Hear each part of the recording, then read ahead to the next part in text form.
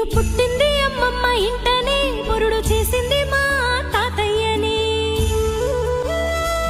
పేరు పెట్టింది మా అమ్మమ్మని, ముందు పిలిచింది మా నానమ్మని.